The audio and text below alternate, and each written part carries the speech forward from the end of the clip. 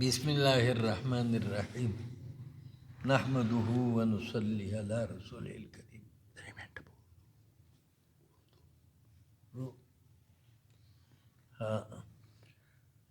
الحمدللہ اللہ جل شانہ قرآن ہر حرف کے ہر آیات کے لوی برکاتی قولی خاص کر د سورہ انعام اولنی درې آیاتونه چې کوم مسلمان سحر او ماښام لولي د دې په برکت سره 40,000 ملایکې چې څنګه عبادت کوي د هغې په شان ثواب بدله د قیامته پورې لیکلی کېږي.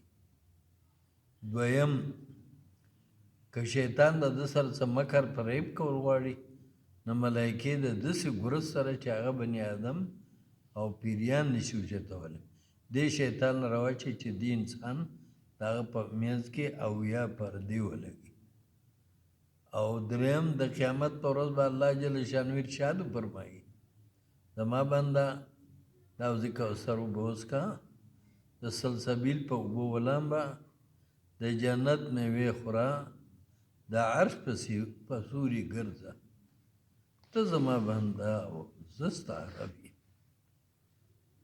بلکې د یو صورت سره دونه فرشتې نه دي نازل شوي څومره چې د دې صورت سره یعنی 80,000 فرشتې د دې صورت سره نازل شوي دي.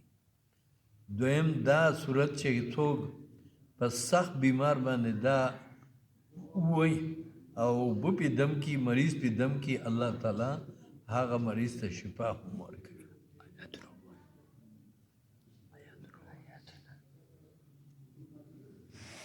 آیاتونه چې کم دي هغه بسم الله الرحمن الرحیم تا چې کم په ځای بیان کړو. الحمد لله الذي خلق السماوات والأرض وجعل الظلمات والنور ثم الذين كفروا بربهم يعدلون هو الذي خلقكم من طين ثم قضى أجلا وأجل مسمى عنده ثم أنتم تمترون وهو الله في السماوات وفي الأرض يعلم سركم وجهركم ويعلم ما تكسبون. دغه ځای دا درې آیتونه د دې ځای پورې دا سهار او ماښام درې پیرې لوست. دا سورت انعام سوره انعام او فاره پاره اوومه سپاره ده د اوومې سپارې د سوره انعام اولني اولني درې آیاتونه د دې دغه فایدې تاسو کوم بس الله دې موږ سره په دې باندې سمون کول توفیق راکړي.